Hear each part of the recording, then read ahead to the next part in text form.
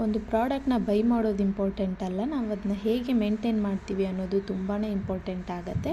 Hi all, welcome back to my YouTube channel. ಇನ್ನು ಯಾರೆಲ್ಲ ಚಾನಲ್ನ ಸಬ್ಸ್ಕ್ರೈಬ್ ಮಾಡ್ಕೊಳ್ದಿರೋ ವಿಡಿಯೋ ನೋಡ್ತಿದ್ದೀರಾ, ಪ್ಲೀಸ್ ಚಾನಲ್ನ ಸಬ್ಸ್ಕ್ರೈಬ್ ಮಾಡ್ಕೊಳ್ಳಿ, ಸಪೋರ್ಟ್ ಮಾಡ್ತಾಯಿರಿ. ನಾನಿವತ್ತು Bosch front load washing machine descale ಅಂದರೆ ಕ್ಲೀನಿಂಗ್ನ ಹೇಗೆ ಮಾಡೋದಂತ ತೋರಿಸ್ಕೊಡ್ತಿದ್ದೀನಿ. ನಾನಿಲ್ಲಿ IFB ಬ್ರ್ಯಾಂಡದ್ದು ಪೌಡರ್ನ ಯೂಸ್ ಮಾಡ್ತಿದ್ದೀನಿ. ಇದೇ ಥರ ಲಿಕ್ವಿಡ್ ಕೂಡ ಬರುತ್ತೆ ಪ್ರತಿಯೊಂದು ಬ್ರ್ಯಾಂಡಲ್ಲೂ. ಅದು ಸ್ವಲ್ಪ ಕಾಸ್ಟ್ಲಿ ಆಗುತ್ತೆ ಅಂತ ನಾನು ಬಜೆಟ್ ಫ್ರೆಂಡ್ಲಿ ಇರಲಿ ಅಂತ ಇದೇ 6 ಮಂತ್ ಒನ್ಸು ಯೂಸ್ ಮಾಡ್ತಾ ಇರ್ತೀನಿ. ತುಂಬ ಚೆನ್ನಾಗಿದೆ ಪ್ರಾಡಕ್ಟು. ನೀವು ಕೂಡ ಇದನ್ನ ಬೈ ಮಾಡ್ಬೋದು. ಆನ್ಲೈನ್ ಆಫ್ಲೈನ್ ಎರಡೂ ಕಡೆ ಸಿಕ್ಕತ್ತೆ. ಇಲ್ಲಿ ನೋಡ್ಬೋದು, ಹಿಂದೆ ಇನ್ಸ್ಟ್ರಕ್ಷನ್ ಕೊಟ್ಟಿದ್ದಾರೆ. ಅದು ಫಾಲೋ ಮಾಡೋಕ್ಕೆ ಗೊತ್ತಾಗಲ್ಲ ಅಂದರೆ ನಾನು ಮಾಡ್ತಿರೋ ಥರ ಮಾಡಿ ಸಾಕು. ಡ್ರಮ್ ತುಂಬಾ ಚೆನ್ನಾಗಿ ಕ್ಲೀನ್ ಆಗುತ್ತೆ. ಇಲ್ಲಿ ಟ್ರೇ ಇರುತ್ತಲ್ಲ, ಡಿಟರ್ಜೆಂಟ್ ಟ್ರೇ ಅಂತಾರೆ, ಅದರಲ್ಲಿ ಹಾಫ್ ಆಫ್ ದಿ ಪ್ರಾಡಕ್ಟ್ನ ನಾನು ಹಾಕ್ತಾಯಿದ್ದೀನಿ.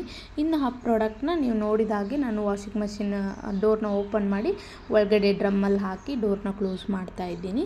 ಇವಾಗ ನೆಕ್ಸ್ಟ್ ಸ್ಟೆಪ್ ಬಂದುಬಿಟ್ಟು ಮೇನ್ ಸ್ವಿಚ್ನ ಆನ್ ಮಾಡ್ಕೊಳ್ಳಿ. ಅದಾದಮೇಲೆ ಟ್ಯಾಪ್ನ ಆನ್ ಮಾಡ್ಕೊಳ್ಳಿ. ಟ್ಯಾಪ್ನ ಆನ್ ಮಾಡ್ಕೊಂಡ್ಮೇಲೆ ನೀವು ಇಲ್ಲಿ ಆಪ್ಷನ್ಸ್ನ ನೋಡ್ಬೋದು.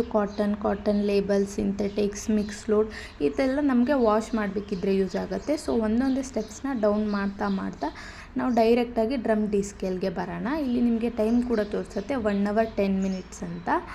ಸೊ ನಾನಿಲ್ಲಿ ಸ್ವಲ್ಪ ಕನ್ಫ್ಯೂಸ್ ಆದೆ, ಅದಕ್ಕೆ ರಿಟರ್ನ್ ಸ್ಟಾರ್ಟ್ ಮಾಡ್ಕೊಳ್ಳೋಕೆ ಹೋದೆ. But 1 hour 10 minutes drum descaling time ಬಂದುಬಿಟ್ಟು. ನೀವಿಲ್ಲಿ ಡೈರೆಕ್ಟಾಗಿ ಡ್ರಮ್ ಅದು ರೋಲರ್ ಏನಿದೆ ಅದನ್ನ ತೊಗೊಂಬರಬೇಡಿ. ಒಂದೊಂದೇ ಸ್ಟೆಪ್ಸ್ ತೊಗೊಂಬಂದರೆ ನಿಮಗೆ ಕರೆಕ್ಟಾಗಿ ಟೈಮಿಂಗ್ ಸಿಕ್ಕತ್ತೆ. ಸೊ ನಾನಿವಾಗ ಸ್ಟಾರ್ಟ್ ಮಾಡ್ಕೊಳ್ತಾ ಇದ್ದೀನಿ ಪ್ರೊಸೀಜರ್ನ. ಇಲ್ಲಿ ನಿಮ್ಗೆ ತೋರಿಸ್ತಾ ಹೋಗ್ತೀನಿ. ಎಸ್, ಈಗ ಮಷಿನ್ ಸ್ಟಾರ್ಟ್ ಆಗಿದೆ. ಡಿಸ್ಕೇಲ್ ಆಗೋಕ್ಕೆ ಸ್ಟಾರ್ಟ್ ಆಗುತ್ತೆ. ಇಲ್ಲಿ ನೋಡ್ಬೋದು ನೀವು, ನೀರು ತೊಗೊಳ್ತಾ ಇದೆ.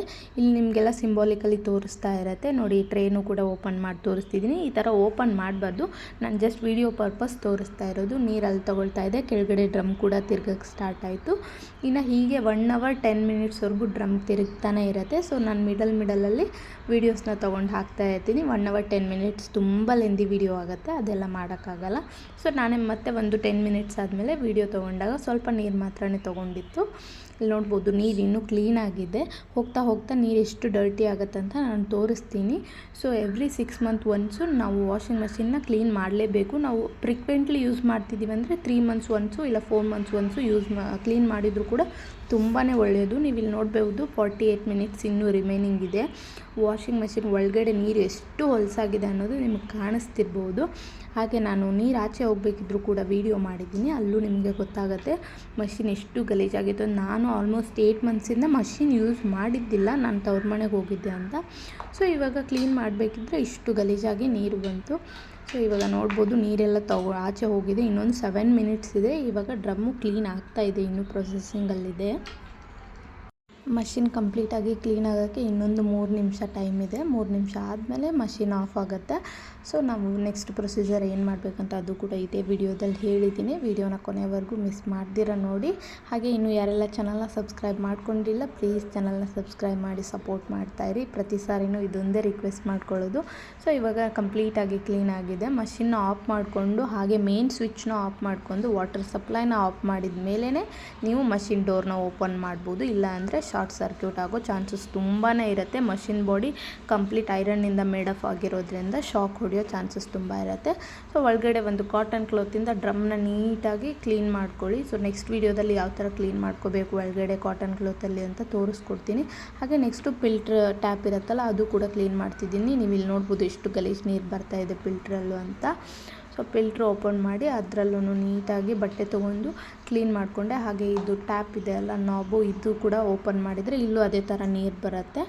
ಅದನ್ನು ಕೂಡ ಓಪನ್ ಮಾಡಿ ನೀಟಾಗಿ ಒಂದು ಸಾರಿ ಕ್ಲೀನ್ ಮಾಡಿಕೊಂಡು ಈ ಸ್ಕ್ರೂ ಥರ ಏನಿದೆ ಅಲ್ಲ, ಇದು ಟ್ಯಾಪ್ಗೆ ಹಾಕೋದು ಬಟನ್ನು, ಇದು ಕೂಡ ಕ್ಲೀನ್ ಮಾಡಿಕೊಂಡು ಮತ್ತೆ ಅದನ್ನ ರೈಟ್ ಸೈಡಿಂದ ಫಿಕ್ಸ್ ಮಾಡ್ತಾಯಿದ್ದೀನಿ. ಓಪನ್ ಮಾಡೋಕ್ಕೆ ಲೆಫ್ಟ್ ಸೈಡಲ್ಲಿ ಟರ್ನ್ ಮಾಡಬೇಕು, ಫಿಕ್ಸ್ ಮಾಡೋಕ್ಕೆ ರೈಟ್ ಸೈಡಲ್ಲಿ ಟರ್ನ್ ಮಾಡಬೇಕು.